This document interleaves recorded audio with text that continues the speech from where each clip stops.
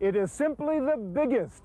200,000 people attending, more than 2,000 exhibitors, more than 1 million square feet of convention space. What could it be but Comdex? The biggies are here, Intel, Microsoft, IBM, and Apple, and the wannabes are here. Lots of small startup companies from around the world demoing products they hope will be the next killer applications. Today we'll take you on a guided tour of Comdex 94 here in chilly Las Vegas on the special edition of the Computer Chronicles.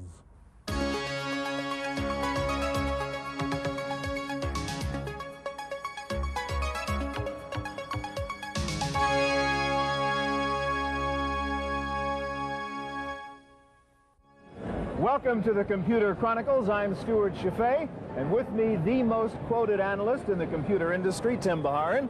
And we're here on the floor of Comdex 94 in Las Vegas. Tim, 200,000 people here at this Comdex, and everybody's talking about Windows 95. Yeah, this is the real theme of the show. People are coming to figure out what Win 95 is all about. They want to see what all the applications are, and they want to get a better understanding of what they should do with it when Microsoft finally ships this sometime next year. Tim, what about PowerPC? A lot of talk here about it. How important is PowerPC?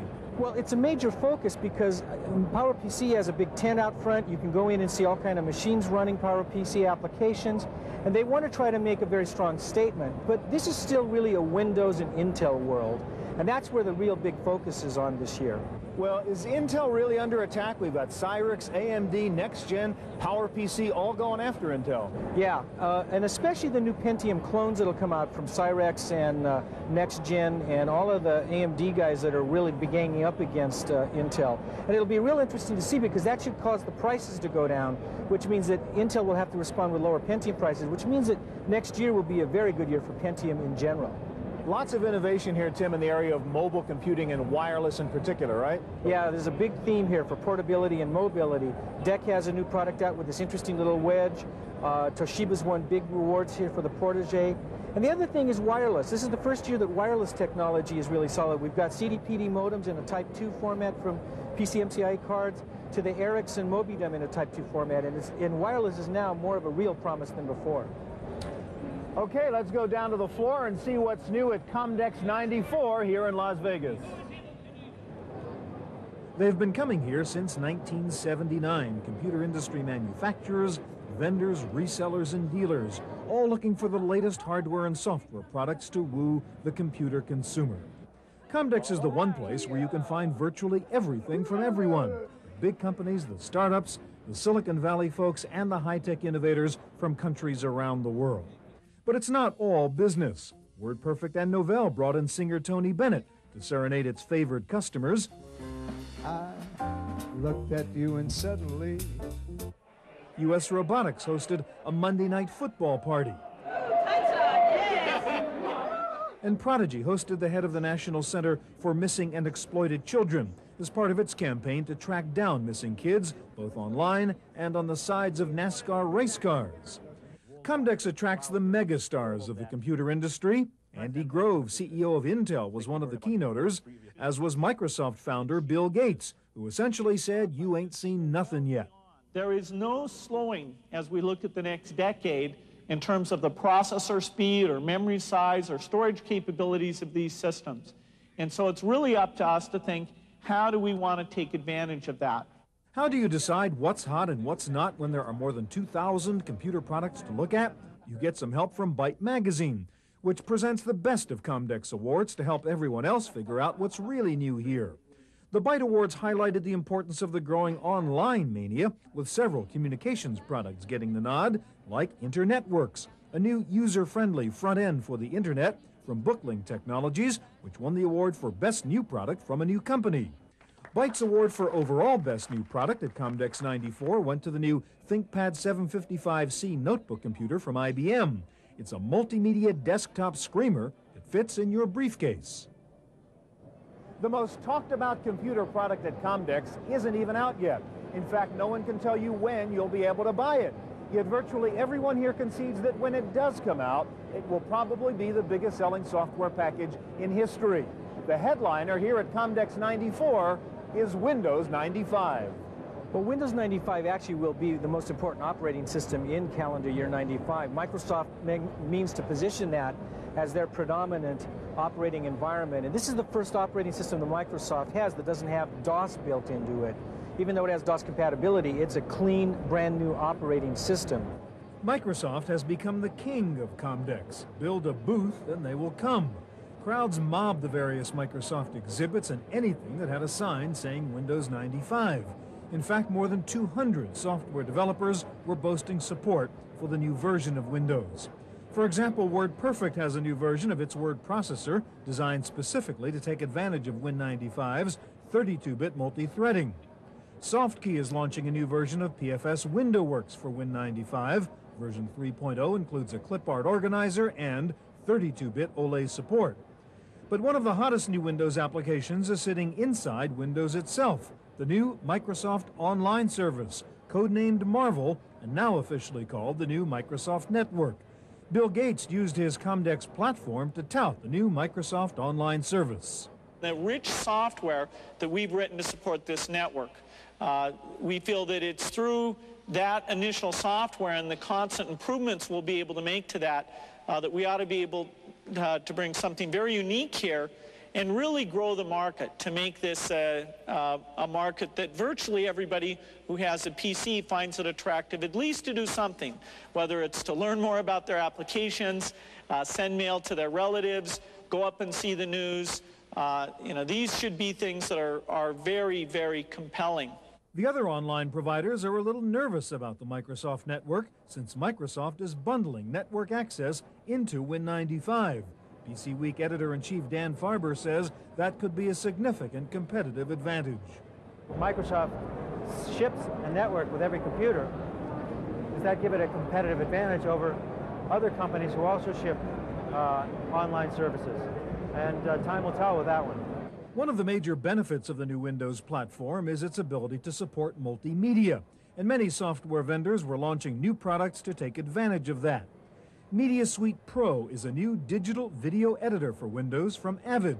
It lets you create professional quality videos on a desktop PC. Avid's new digital editor lets you easily cut and paste video clips with virtually instant access to all your video material. Media Suite will be available in early 1995 for about $10,000. Another new benefit in Windows 95 is its plug-and-play capability. PC Week's Dan Farber says plug-and-play may finally bring Macintosh simplicity to the Windows platform. In the sense that plug-and-play, which is a new initiative that's coming from Intel and Microsoft and other companies, will allow you to plug in peripherals more easily and allow software to detect what's going on in the system much easier. That's a huge benefit. That's something that's been enjoyed on the Apple platform for several years now. But if you're still not sure you need the new version of Windows, look at this. A new watch from Timex called the Data Link. Just point it at your Windows 95 screen and it can download data from your PC with a sensor that sees the quick changes in light pulses coming off your computer display. Wireless communications for about $130. But Comdex wasn't just a Microsoft show. The general consensus here was that IBM was starting to make progress with its new version of OS/2 called Warp. Warp claims to do everything that the new Windows can do, and it's available now. Everything that Win95 hopes to be, you can have today. Everything NT wanted to be, wasn't. Everything Win95 hopes to be, shipping in Warp right now. Plus, it's a third-generation revision. It's stable, it's refined, it's robust, it's tuned, and it's got thousands of applications. OS/2 Warp has all the features of the earlier OS/2 version, but it can run in just 4 megabytes of RAM. IBM is hoping the new upgrade of OS/2 will find a warm reception in the home and Soho market. The predominant success of OS/2 has been in large enterprises. They've written what they consider the killer apps, which are the way they automate their business. And the users in enterprises use OS/2 today to run the business. Now, what we're doing is taking that same set of capabilities and moving them now to an end user size and performance so you can have those benefits in your home. You can get on the internet. You can do multimedia. All those capabilities now in a size and a package that runs on your desktop and on your laptop. But despite IBM's progress with Warp, most analysts and even some IBM insiders concede that Windows will continue to be the dominant operating environment. Warp is just now shipping. IBM is very committed to it. They believe that's the right desktop operating system. They believe it's got the best multitasking capabilities, and they'll continue to push that. But I don't, given the Win95 push, I don't think that it will have as much of an impact on the market as Windows will. Warp is definitely improvement over what they had, but it still boils down to the number of applications that are supported on the platform. And right now, we're not seeing a lot of progress in that area. And Windows 3.1 and Windows 95, no matter when it shipped, has tremendous momentum and tremendous ISV support. For example, even before shipping, there are about 200 Windows 95 compliant applications in beta tests being shown here at Comdex. So it's pretty clear the momentum will still be in Microsoft's favor, but that doesn't mean that Warp or System 7, for that matter, can't gain some incremental share among specific constituencies.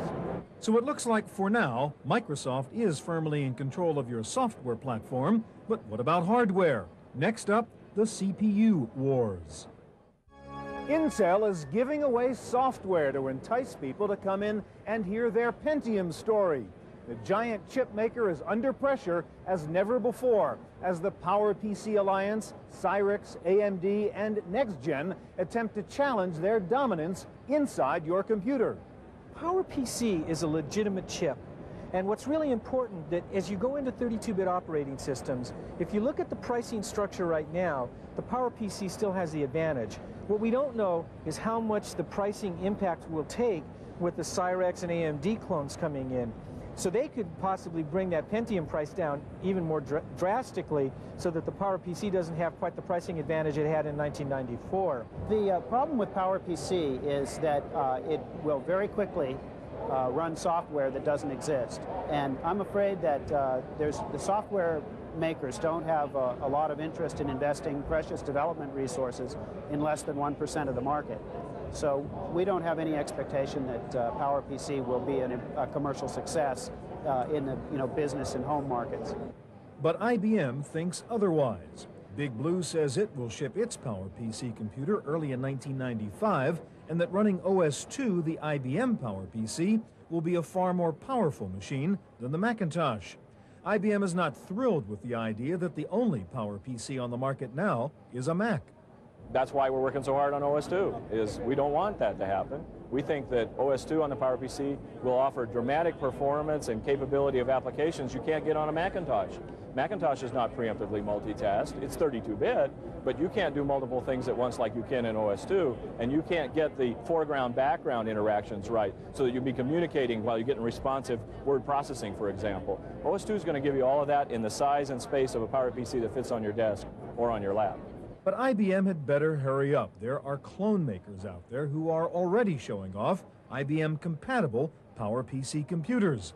The Taiwanese company Mytek demonstrated its new PPC 6000 computer, and Taiwan's largest computer manufacturer, Tatung, was showing off its OEM version of a PowerPC computer. This is another PowerPC clone from Taiwan's Firepower Systems. The MX4100 model is being designed for Canon. But IBM isn't putting all its eggs in the PowerPC basket. This is the Tangent NX5 P90 computer system. It uses a new NX586 chip produced by IBM in association with NextGen. It is the first CPU to combine x86 compatibility with the speed of RISC architecture. The NX586 chip is priced about the same as Intel's Pentium. This 90 megahertz multimedia system using the new IBM chip retails for under $2,200. PC Week editor-in-chief Dan Farber says these new chips are definitely putting pressure on Intel, but that overall it's a good thing for the end user. Well, there are two issues. One is being attacked on the x86 architecture by companies like NextGen and Cyrix and AMD. Now, in that case, they're going to get some incremental share. And I think it's important because it will help create lower-cost computers and make Intel a little more competitive in terms of its pricing structure and faster to evolve its architecture. Now, as we go out over time, the RISC architectures have, technically it seems, some capabilities and scalability that are superior to what Intel has today. However, there's an initiative from HP and Intel for next generation. We're talking about the year 2000, and they have a lot of milestones to meet on that project. At the same time, no one ever counts Intel out. Intel is also being attacked on its Pentium flank by Cyrix. Their new M1 chip is a Pentium clone that features superscalar architecture and 32 registers compared to Intel's 8. Cyrix says that means M1 will outperform Pentium. The M1 and all of Cyrix microprocessors were designed from the ground up, completely original designs. And they were intended to bring higher performance and higher price performance to market than some of the competitive products, all of which share a common design base. So Cyrix is really the only alternative unique design in the market today. Computers using the Cyrix M1 chip are due on the market in early 1995. Coming up next, the latest in mobile computing technology. This is what it's all about, getting from point A to point B without wires. Whether you use a cell phone or a satellite dish, what we all want to do is communicate without being tied down by cables. What we want to do is be able to get our email, to get our messages, to get whatever we need to do done no matter where we're at. We want to receive information, we want to send information. And so when you talk about portable computing or wireless computing, those are all major infrastructure steps that start getting us to the place where we can compute anytime, anywhere, any place. The latest attempt is the Simon handheld personal communicator designed by IBM for Bell South. It's basically a cellular phone with a built-in touchscreen that adds calendar, notepad, email, and fax functions. Sharp has been successful with its Wizard Oz 6500. You can fax with it, but it's not wireless, nor does it have voice phone functions. The latest entry into the handheld field is the Sony Magic Link. It comes with a built-in voice phone and modem, a very easy-to-use graphical interface, and the ability to directly send handwritten notes via AT&T's Personal Link network. Well, what we looked at is how people use electronic devices as they travel on their business. They tend to use a laptop today. Maybe 80% of the reason they'll use it is for messaging, to check their email, to log into an online service. So we've tried to make that task of electronic messaging much simpler with a very easy-to-use user interface, using your finger, your pen, handwriting a note, and actually sending that script as ink to the people you communicate with. I'm finding about 50% of the messages I send and receive now are just quick handwritten notes.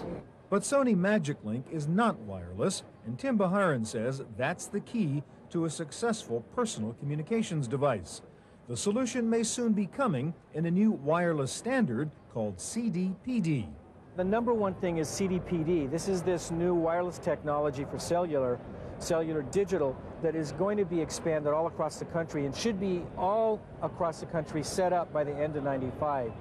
And because of the CD-PD setup, we should be able to get clear digital signals for data. And because of the new modems that are going to be available after the first of the year, that's the first real change in the infrastructure.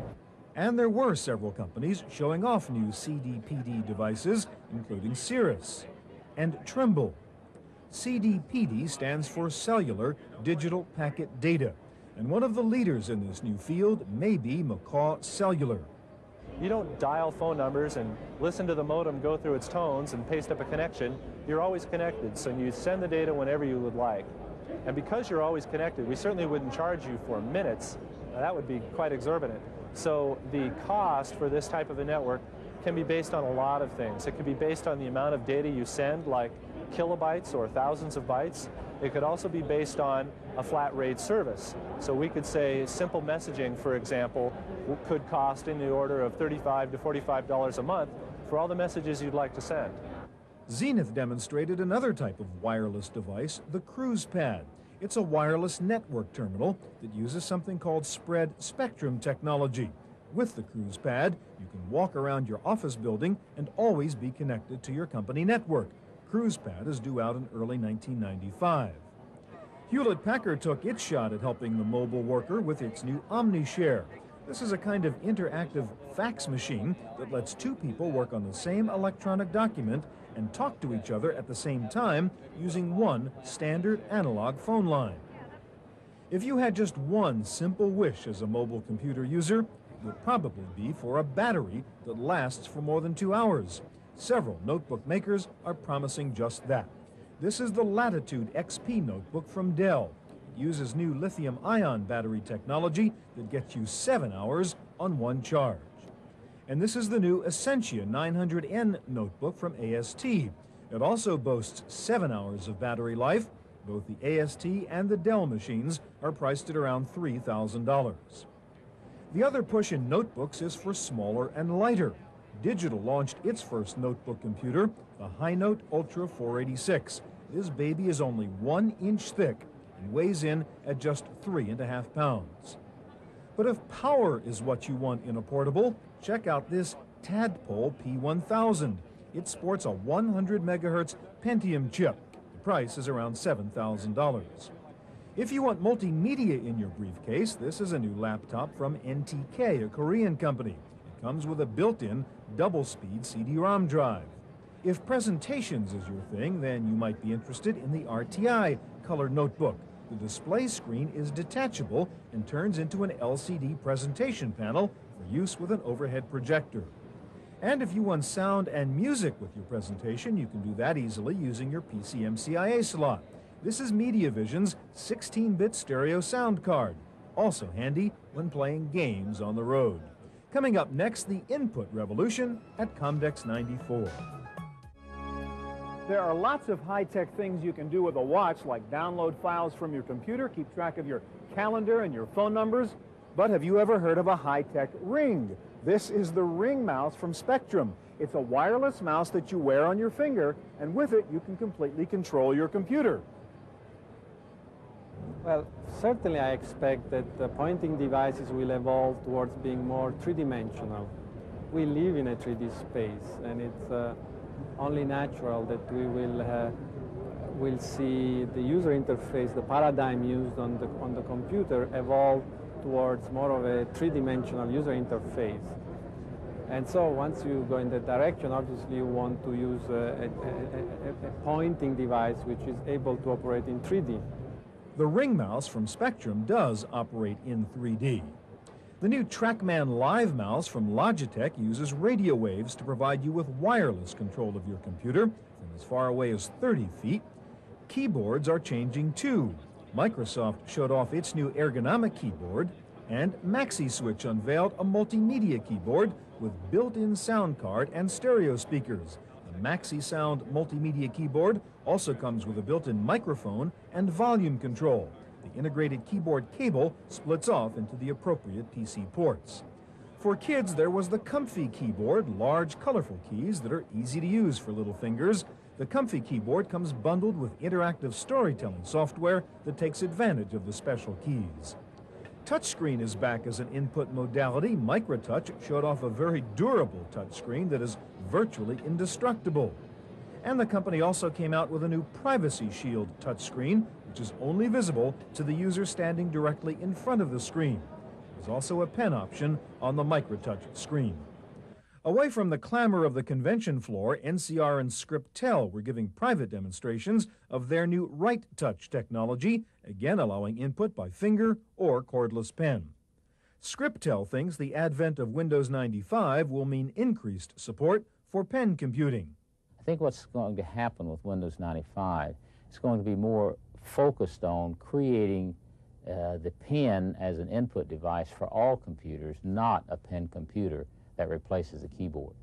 Scriptel's Right Touch technology is being OEM'd to several hardware manufacturers for 1995 product launches. Other input devices on display at Comdex included foot pedals, barcode scanners, and voice.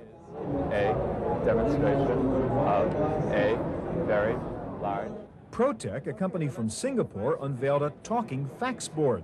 Call it up on the telephone and it can read your faxes to you. I am extremely interested in the product. Media with a electron fax that you are launching. And if you're worried about fax security, let your snoopy colleagues read this one. This is a scrambled fax using new technology from Alaru, an Israeli company. To read the fax, just scan it through an ordinary fax machine using Alaru's descrambling software, and it becomes legible. The software even comes with a warning sign to hang over your fax machine. CD-ROM hardware and software were of course big at this Comdex. On the hardware side, quadruple speed CD drives were everywhere. Plextor set up this race to demonstrate the speed and accuracy of their new 4X CD-ROM drive. And Panasonic introduced the first reasonably priced, rewritable CD-ROM system. It too is a 4X speed drive. A German company called Noveka showed off a CD-ROM drive that comes with a built-in Sound Blaster card. No need to tie up a slot. And real full-motion video is clearly coming to CD-ROMs. IPC showed off its new MPEG mastering system that gives you 30 frames per second video on a quad-speed drive. Perhaps the most innovative new serious software here at Comdex was Go Figure from a company called Villa Crespo. It is basically a spreadsheet without cells. Unlike spreadsheets, Go Figure is freeform. It has no cells, no columns, no rows. And it's a graphical user interface that allows you to solve your problems by simply defining the problem inside what we call electronic paper. And you can define your problem in a variety of ways from any end you want. Once you have laid down the components of the problem, Go Figure automatically comes up with the solution. And if you want to print out your solution in color on the road, how about this new Citizen PN60 portable printer? Yes, it prints in color, and yes, it weighs only 1 pound. Finally, if you're just spending too much time at your computer, this is what you need, the new touch massager, perhaps the most welcome technology at Comdex 94. That's our report from Las Vegas. For the Computer Chronicles, I'm Stuart Chaffee.